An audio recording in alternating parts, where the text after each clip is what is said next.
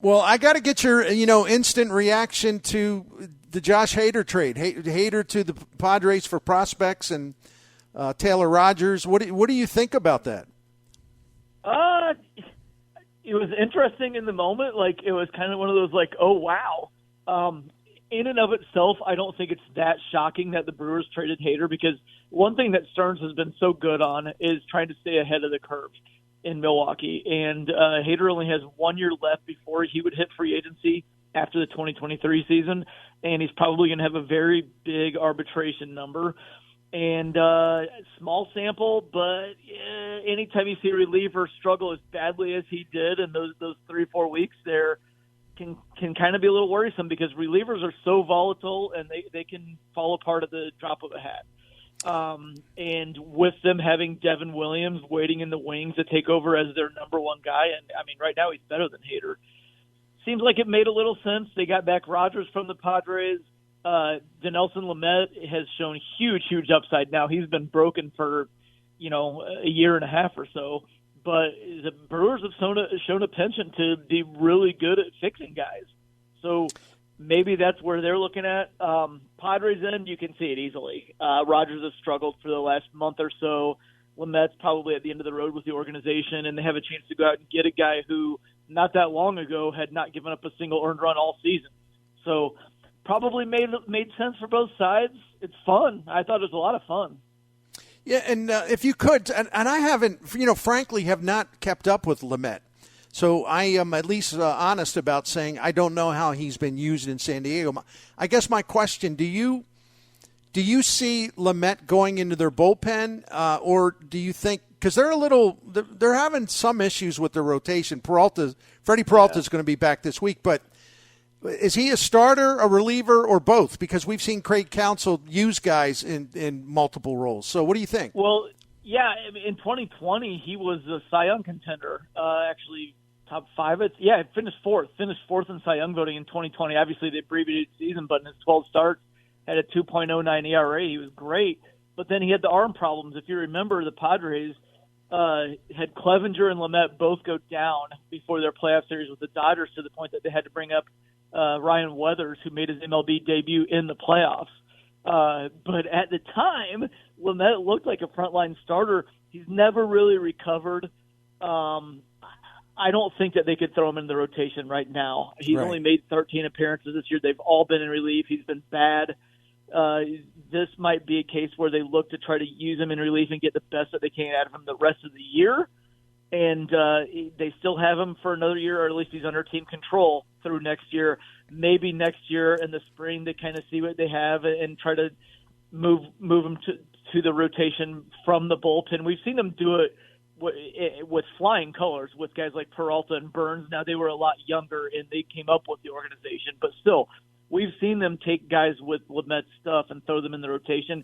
I just think they need a lot more time before they can pull it off. I don't think that he's ready to just be thrown into a rotation right now. No, you're so right. I looked it up while you were talking he's hardly pitched, and he is injury prone. So they'll handle him with care, but that's one for the future. That's what, like you said, they're looking down the road, and that in that regard, it's probably a smart gamble.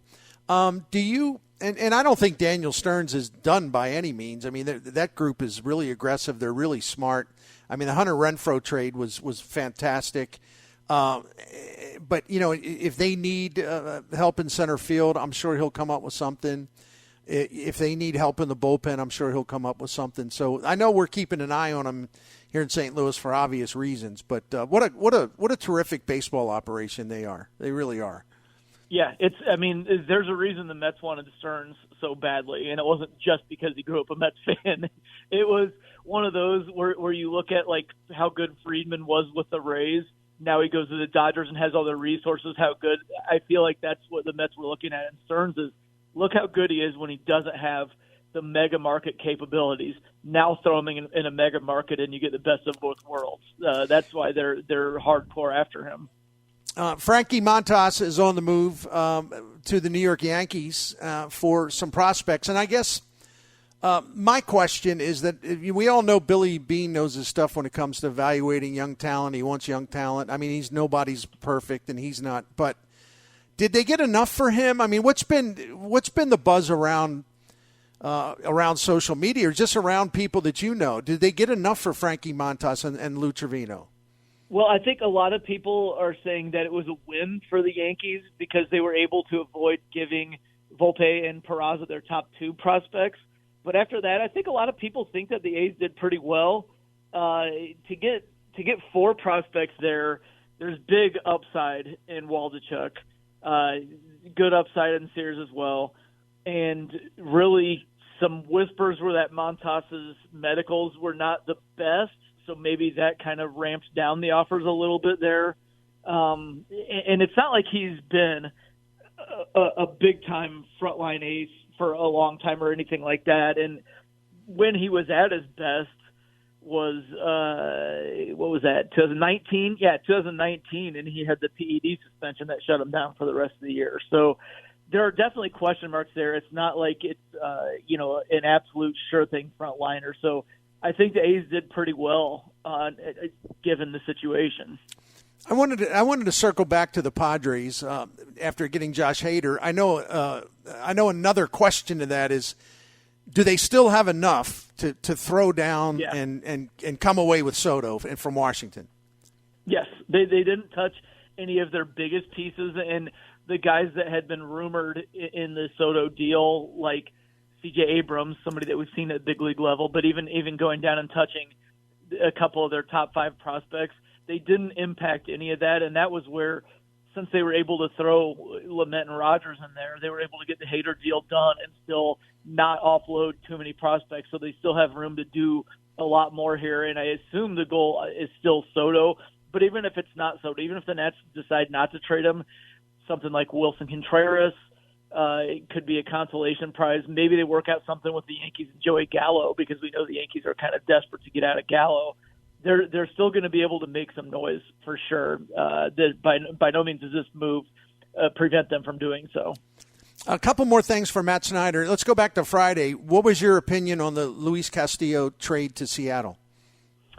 I love it from the perspective of this is the longest playoff drought in baseball. They're clearly going for it. It's time to kind of change the equation. And now they can't win the division. We know that. But the wild card is not just one and done anymore. 3 teams get wild cards now, and it's a 3-game series. They're looking like they can run out Robbie Ray and Luis Castillo in the first 2 games of that. And if both those guys are right, they're bona fide aces. Now, that's a question because they're both very inconsistent, and we'll see how they pitch down the stretch. But I like that they're going for it. And I know there was a lot of focus on them giving up 3 of their top 5 prospects. And let's be real, that's a big win for the Reds. As inconsistent as Luis Castillo has been throughout his career, to get 3 big prospects for him right now when he's 2 months and a year away from hitting free agency, that's a really big win for the Reds because they weren't going anywhere this year anyway. Yeah. But I also, if you looked at it from the Mariners' perspective and said, that to give up 3 of your top 5 prospects, that's too much, I don't think that grasps the full context of the situation because Julio Rodriguez is only 21 years old, and he's one of the best young players in baseball already. He's not a prospect anymore just because he just used up his rookie status, but he's 21. So it's not really 3 of their top 5 prospects from that perspective, and really they just promoted this year George Kirby, who would be their number 3 starter in their playoff rotation, probably start game 3 of the wild card round. And again, he's prospect age. So if you just say in a vacuum 3 of their top 5 prospects, it might sound like a lot. But if we kind of massage the existence of Julio Rodriguez and George Kirby into the situation, it doesn't seem like it's as big of a blow to the Mariners. And finally, Matt Snyder, CBSSports.com. We're sitting here waiting to see if the Cardinals are going to make a play. I've been a skeptic about Soto from the beginning. Not that he's not worthy of a big package of prospects, but it's just the way the Cardinals operate. It would be really out of character. Now, maybe this is the year, but some of the names being bandied about, I'm kind of like, whoa, it's a lot. If those things are accurate, who knows? Do you have a sense about what the Cardinals are going to do? Is it going to be more of like what we saw last year? Not quite Lester and Happ at the end of the road, and those things worked out better than even the Cardinals thought it would. Maybe not going top shelf pitcher, but going for a couple walk-year starting pitchers where they don't have to give up so much. I'm just trying to figure out where they're going. What do you just have an opinion on that? Yeah, you would hope. First of all, I don't think Soto is in the cards because where the Cardinals can deal for Soto, their advantage would be in young big league talent. So then you're getting into Gorman and Donovan and Yepes and stuff like that. Carlson, they like Carlson, I think. Yeah. Yeah, and Carlson I've seen in there for sure. Good call. I don't know how much they want to do that. And if you look at just the big league roster, they need the starting pitching a lot more than anything else. Now, Soto is a guy that you throw out your needs. One of my favorite stories as an Indiana guy to tell is when Bobby Knight coached the Olympic team that Michael Jordan was on, and he talked to the Blazers, and they said, well, he said, draft this kid. And they said, we don't need a guard, we need a center. And Knight said, then play him at center. So I think that's where you would go. If you have a chance to get Soto, he's the type of guy that you throw out your needs and you get him. I just don't think they're going to give up as much as they need to get him. I don't even know if the Nationals are going to trade him. So it's probably going to be more on the starting pitcher focus. Maybe somebody like Noah Syndergaard.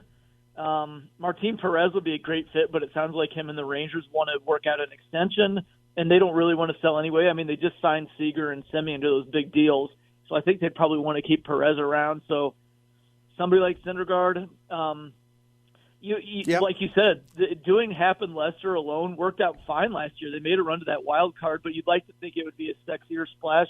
Maybe Syndergaard would be that type of guy. Yeah, that's kind of where I'm leaning. And if I'm going to make a prediction, I'm leaning something along those lines. So we'll see what happens. I think there's a lot of pressure on them this year. You think about all the quality pieces they have, including just a really good defense, base running. They have Goldie and Arenado, who are like the two of the top 4 guys in WAR in the National League. They've had all these good rookie contributions. They're playing in a weak division with at least going into the second half, the easiest schedule in the majors. Yeah. So it's like, are y'all going to really squander all that? I mean, plus really a bonus performance from Albert Pujols, who just had an extraordinary month of July, and he seems really alive with this. Final year Molina, Pujols, maybe the last year of Wainwright. It would be a bad time to just pretty much stand pat. That's a bad look because there's a lot to work with that they already have. I will say it's unfortunate, the timing, because there don't seem to be, at least not in terms of volume, that many starting pitchers out there on the market. Usually there's a lot more. When we're talking about Montas and Castillo, both very talented arms, but we're talking about them as the top 2 arms on the market, and then there's a big drop-off. Like, most years there's usually a lot more than that, and it's just, like I said, it's just bad timing for the Cardinals that there's just not that much out there that's going to help them a ton. Listen, you're great, Matt Snyder. You're very kind because you come on whenever we ask if you can, and I appreciate that a lot. And thanks for the info, your opinions, the conversation. We'll be reading you at CBSSports.com. Excellent baseball coverage for you and your colleagues. And you guys will be on top of it. People need to go to CBSSports.com and stay up there. There's wherever you're watching, whatever you're getting for your baseball info nationally, make sure you add CBSSports.com to your bookmarks. Absolutely. Take care, Matt. Thank you. You got it, buddy. That's our friend Matt Snyder. Jim, before we take a break, I have to be a smart aleck here, if it's okay. Yeah. Okay, so let me see if I got this straight. The 2 big trades of the day so far. The Padres got Josh Hader. I mean, Josh Hader is, look, maybe he's slipping just a tad, but I think the trade was made more for financial reasons, as Matt Snyder really explained very well. So they trade Josh Hader, who, it depends on your view. He's certainly a top 3 closer in the majors.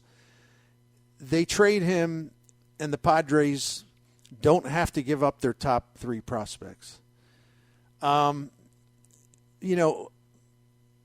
Yankees acquire, probably after Luis Castillo, the most highly coveted starting pitcher, Frankie Montas from Oakland. And the Yankees, at least if you go by the rankings, they didn't have to give up any of their top 4 prospects. So it's kind of that Cardinal thing again. It's like, why are now granted, Seattle did give up top prospects for Castillo, but they're in a different situation. But it's like kind of here we go again. Why is it that other teams pull off these pretty big deals without giving up their top prospects?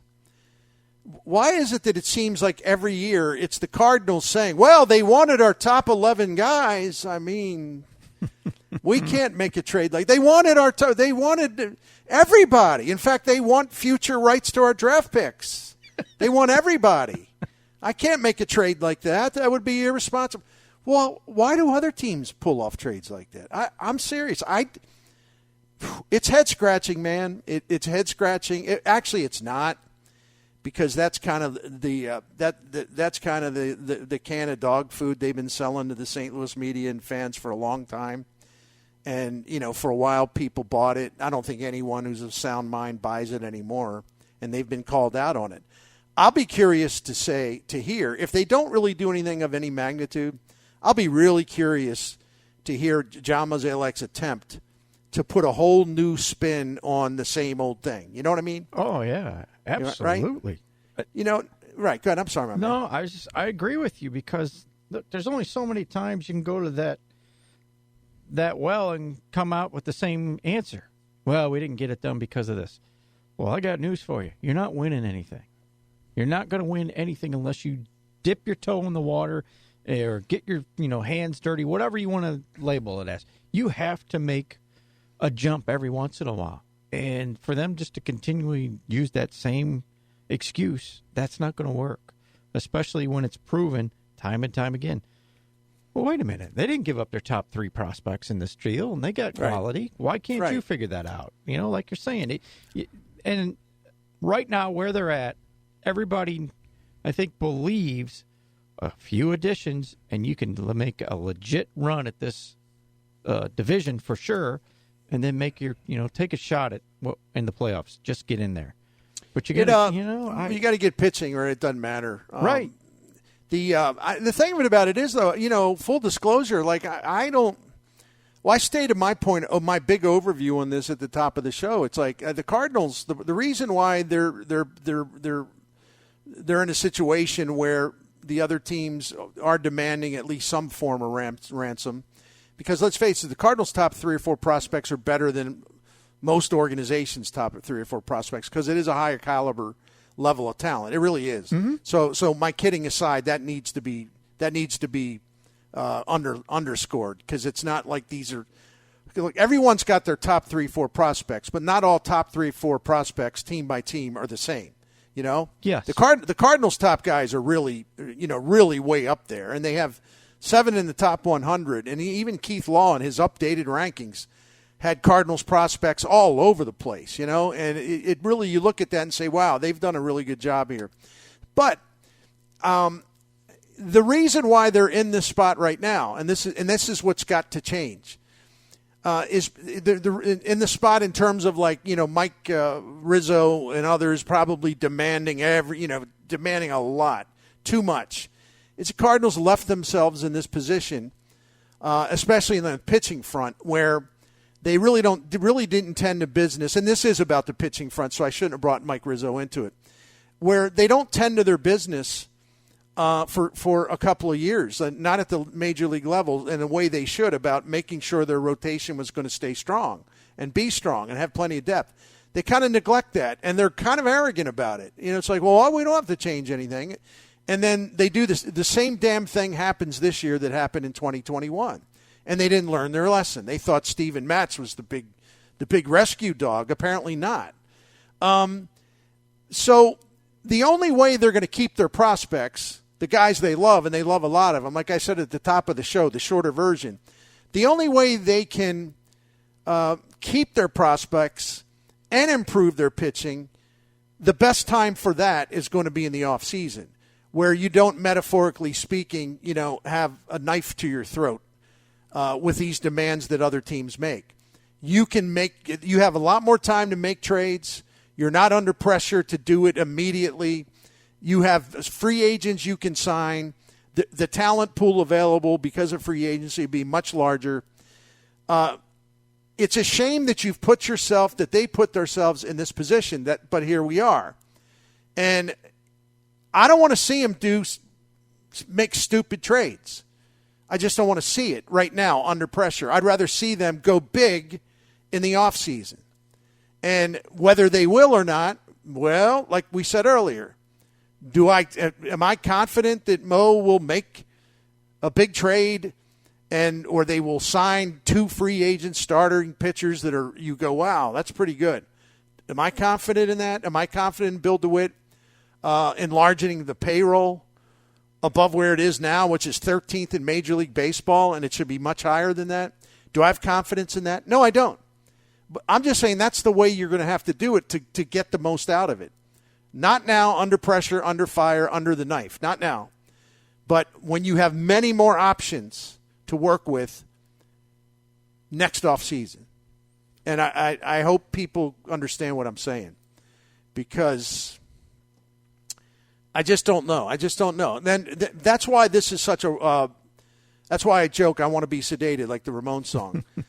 Because then on the other hand, again, at least on the surface, it doesn't seem like the Oakland A's received an overwhelming package of goodies from the Yankees. But they did want pitching. And what area do the Cardinals need to protect a little bit? Because they're getting lean and they like some of those prospects and probably wanted to hoard them. Then again, they always hoard them. So I don't know what to say. The Cardinals actually make me contradict myself in the same conversation, because they're so unusual and they're so puzzling at times. But as a general principle, you want to improve your team and you really want to build a heck of a pitching staff to really, really, really make a run at a World Series. That work will be done next offseason if they do it. And there's no guarantee they will. It is frustrating because I got a list of names I've had here. Go, okay, these are the second group of guys, or the third group of guys. Just throw them out there. Odorizzi, he was available 2 years ago. Quintana, available this year. What did I have here? I had a couple other ones. Probably Syndergaard. Syndergaard, yeah, that was the other one. Available this offseason. Oh, they could have had him, Bernie. Could have had a lot of these guys. Could have had them all at one point if they would have shopped right in the offseason. But no, we don't need that. We got all these other answers and where are they at right now? They're shopping for the same exact guys. And in theory, they shouldn't have to give up great prospects to get any of the 3 that I just mentioned. They'll have to give up something, but come on. You need something now to make this happen because you didn't do your homework, as you pointed out, during the offseason. These are 3 guys, and they're all kind of exactly the same when you look at numbers. Quintana's a 3.5 ERA, Odorizzi a 3.7. They're not high strikeout guys anymore in their career. Syndergaard's only got 64 Ks and 80 innings pitched. His ERA's 3.8. They're all about the same guy, but you put them here, they'll look like godsends because you're so desperate for an arm or 2 to go with this. They need 2. You get 2 of those 3, I'm not even going to guarantee you it's going to make a huge difference, but it helps. The reality is they need one really good one to be that third guy to go in a series in the playoffs, and you need another one to help get you through this last 2 months. Here's the list I put together. A few early July. Yeah, for something. A great list, yes. Yeah, and I really could add more to it. Like I don't think I had Syndergaard on the original list. You know why? Because first of all, he's making like $21 million or something. It's a different category. Because my premise was, here's a list of reasonably priced starting pitchers that they could have signed, salaries ranging from $1.7 million to $8 million. So I sort of put a cap on it. And the reason I would put a cap on it is a very simple reason, because those are the kind of pitchers, after giving Steven Matz, or planning to give Matz $44 million over 11 years, they weren't going to spend $21 million on a pitcher at that time, for a 1-year deal. They were going to shop for real value and bargains. So that's why I limit it to that price range, because otherwise it's not plausible. Because if they were going to sign a second guy to go along with Matz, it would have had to be at a lower price range. But my point in putting the list together, the lower price range was just loaded with bargains. For example, this is a list I put together at the time. And again, I explained the reason why I didn't have Thor on there. Zach Davies, Jose Quintana, Matt Moore, Chad Kuhl, Johnny Cueto, Chris Archer, Martin Perez, who's having a terrific season, Dylan Bundy, not so much. Michael Wacha, his shoulder gave him problems, but he's back. You have Jordan Lyles. You have Tyler Anderson. The Dodgers were smart enough to sign him. And then Corey Kluber, who's having a pretty good year for the Rays. Now, look, if I got to go back and do that again, there's some other names to add, which makes the case even stronger. They had an opportunity to sign another starting pitcher and not break the bank. Not that they would break the bank anyway. So, and they didn't do it. They passed up on guys that some of whom I'm pretty sure they're probably checking in on now. And so no, they put themselves in this situation. But to me, that's no reason to make your situation worse by overpaying in a pretty stupid way for a starting pitcher now, unless it's a guy like a Pablo Lopez who has term. He's got time left on his contract a little bit. The kid in Detroit, whose name has kind of disappeared, so I don't know if he's 25 years old with all this time left. That seems a little far-fetched to me, because why would they trade a guy with all that time left who's a good pitcher? But there's I just don't want to see them, panic and do something dumb. Pressure from fans and media is good. It's healthy. It should be there. But not if the Cardinals go from one extreme to another. By that I mean they've pretty much ignored it for years. They don't care. Like, they don't flinch at the trade deadline if they don't do anything. They're not like, they don't feel like, oh, we really screwed up. Oh, geez, how do we look our fans in the face? What do we say to the media? They don't say that at all. They're the exact opposite. But the other extreme would be, now this is the time. We got to do something. This is it. So let's go. Let's do it. Let's go. Well, it might not be a good trade. Let's go. Let's do it. Go. Don't go to the other extreme. I don't think they will, but you never know. So we'll find out. We'll know in about 23 hours and 30 minutes, if not sooner. If nothing is accomplished, I can't imagine what the storyline would be, other than the same old that we've heard. I really don't. You have to make a move. You have to be a little aggressive here. You just can't sit around and watch everybody drive by. It doesn't work anymore. So we'll see. This Mancini deal is kind of complicated. Frankly, I'm not all that interested in it. But Jeff Passan said it's a three-way deal. Houston gets Mancini, looking to play him at a corner outfield primarily, but he can also first base and DH. They're also getting right-handed pitcher Jaden Murray from the Orioles, and the Orioles get right-handed pitcher Seth Johnson and Chase McDermott. Not familiar with either one of them. Why should I be? And Tampa Bay, for their part, gets Jose Siri, center fielder for the Orioles. Not a bad player, but he's okay. Good depth move by the Bucks.